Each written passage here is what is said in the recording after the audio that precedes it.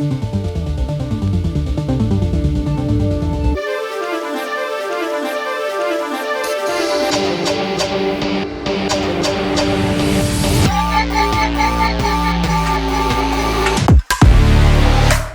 right, I know what you're gonna say.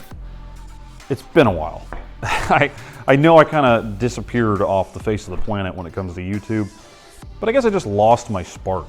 You know, I kind of lost my motivation for what it was that I was doing. And I'm really excited to have gotten that back in the form of what we're gonna be continuing with. And that's gonna be this 99 Grand Prix. It is a Southern coupe car with 251,000 miles on it, right? So remember that. And mind you, I'm from Ohio, right? So all I know is rusty cars. Check out the underside of this car. Okay, so this thing is just about perfect under here. Now, usually these things will rust out really bad towards the back of the rocker panels. This one's got just this little speck starting right there. But other than that, it's straight as an arrow.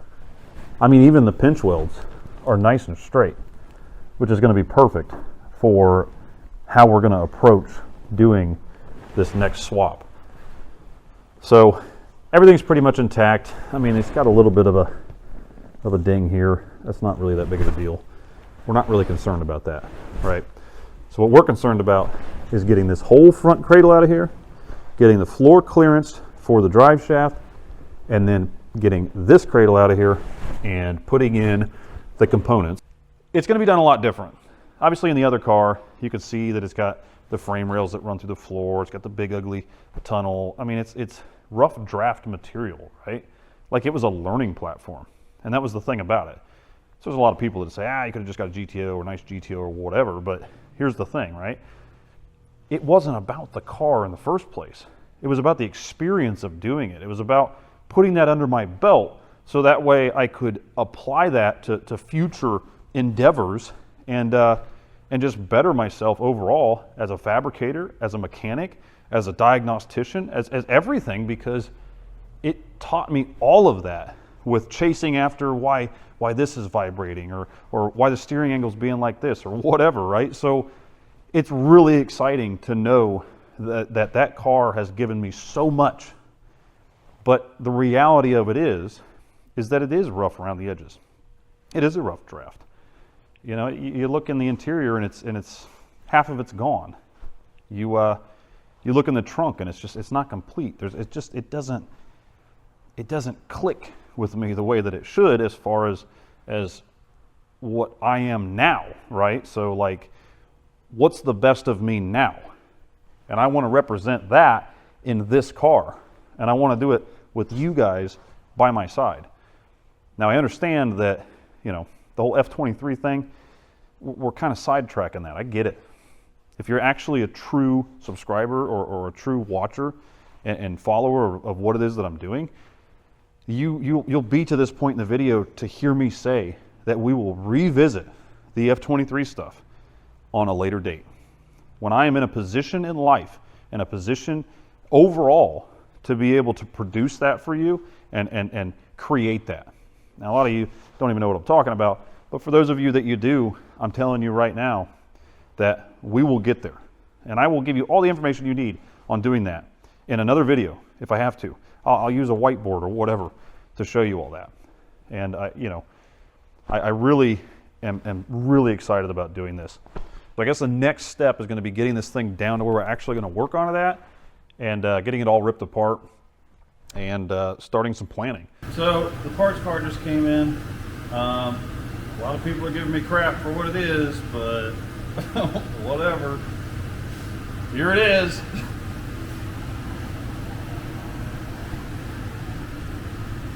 And no, this does not mean that I like Mustangs, okay? At all. Everything that we do exclusive, make sure that it's all inclusive. I was taught make no excuses. As a man, you can't be useless. Man up cause these people ruthless. Down, these thoughts clueless. Lobster Mac, I'm up at roof. Chris, from my tone, you peep the smoothness. In this world, you get the loot. Then your dreams is gonna be lucid. Fool me once. The whole point of it is that this has independent rear suspension, right? So 2015, they started doing that to all Mustangs across the board. Like it used to be that the Terminators or whatever, the only things that had independent rear suspension. GT500. I don't know a whole lot about it. All I know is that this car has it, so it's going to work out perfect. It has the McPherson style struts in the front, which is going to work just about perfectly with the Grand Prix strut towers. So overall, it's not too bad. We had a 2019 in here the other day. I took a look under, and it looks pretty simple. So I'm going to get this thing up on the lift and start ripping it apart. And I'll kind of show you guys what I'm thinking and why I chose to go this route. You know, some of the main determining factors was the cost of the car, the bolt pattern. This is still a 5x115, which is what the Grand Prix was in the factory. So overall, it's a pretty fitting car for what I'm going to do. I think the track width is only like 2 or 3 inches wider. But if you look at a Grand Prix with stock wheels anyways, the wheels sit really far in. So overall, it's going to be pretty sweet. I'm only using the suspension. I'm not using the engine. This is a 3.7 car. I don't want that junk. I definitely don't want anything from the interior. This is solely for the suspension. So let's get it on the lift and get it torn apart. The tempo, and we never forcing vibes, cause we keeping it simple. This be space. To a Mustang that I own. Oh, God. Like a snitch. When I spit words, quick I spit the vicious shit.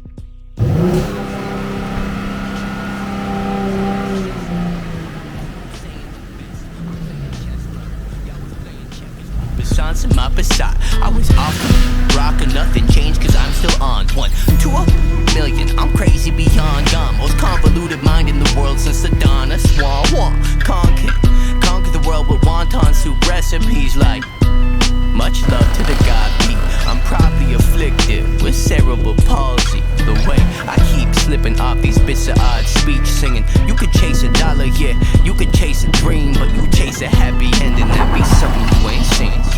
Bible on it, just 100 on the dash. Quick flip, clutch quick, or this all could crash. I got the records that make up the math. I put my head down and get to the bag. You talking like I got you mad. To keep it real, I'm playing with you still. I rap part-time, still got more numbers than you ever will. Family members wanna make the will. When you up like a Smith in Beverly Hills. Heard they want my head, this heavy crown. Really, my only area of concern on this thing is going to be this back right wheel. So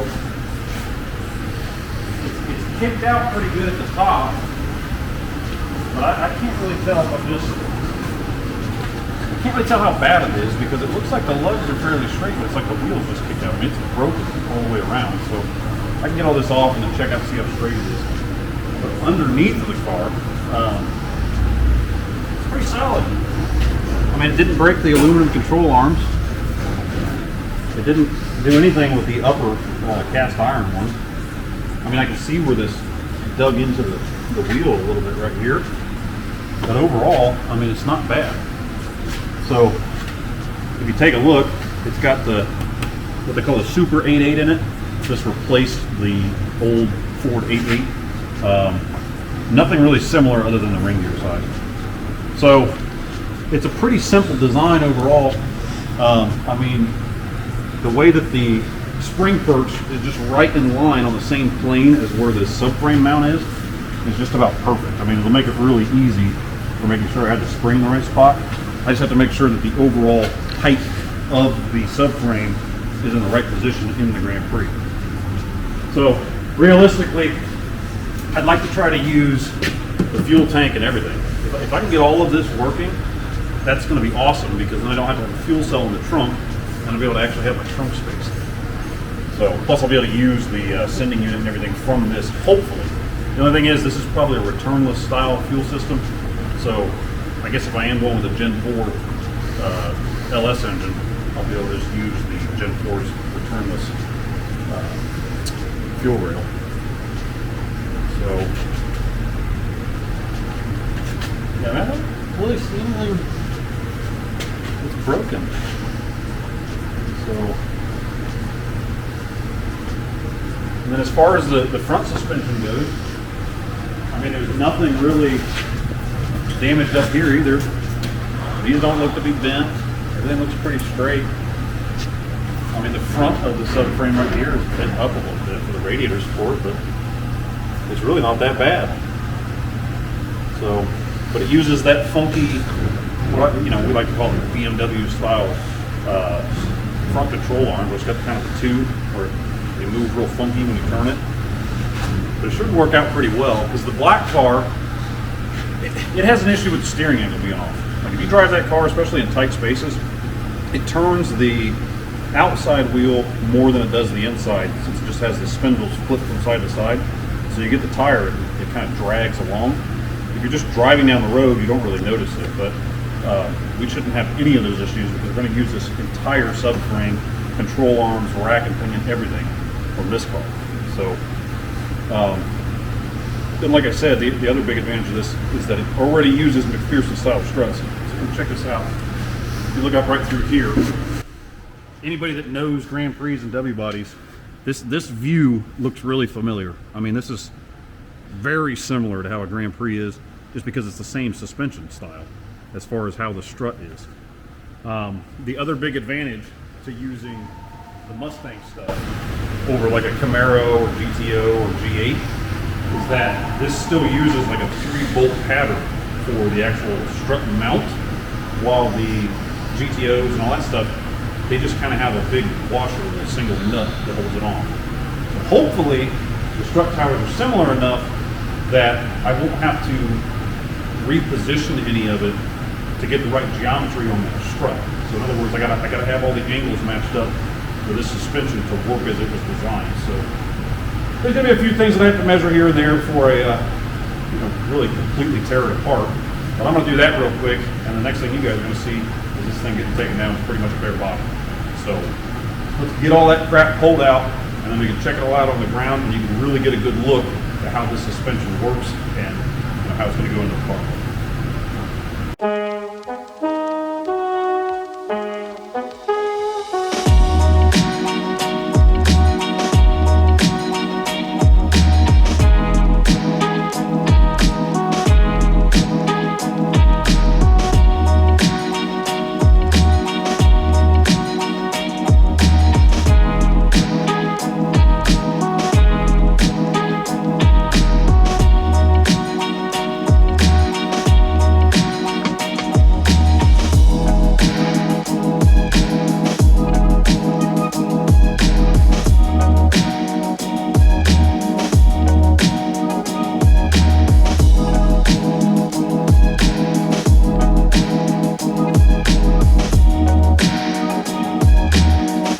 Now that we got the thing out, we'll take a good look at how it's all set up. Now, again, the GM guys that know about G8s and this and that, you'll see that this suspension is really identical to how one of those are set up, to be honest with you. I mean, the G8 has a little bit more aggressive arm there, but pretty much the same. So what's really nice about it is that it's got this flat plane that it mounts to. So in theory on the Grand Prix, I just have to have some type of rail that's attached to the body that's going to hold this on there. Once again, just keeping in mind the positioning of the subframe compared to the strut. So there's going to be some measurements I'm going to have to take off of the top of the strut tower down to the bottom of the frame rail to get it kind of accurate. But at this point, I just got to get the engine and transmission off here. What's really cool is it's got an electric power steering rack. So hopefully I can get that rack working without all of the other electronics in the car. A lot of electric power steering stuff you can kind of just hook up and get it to work with no communications from any other modules, but that might not be the case on this. We're not going to know really until we get to that point.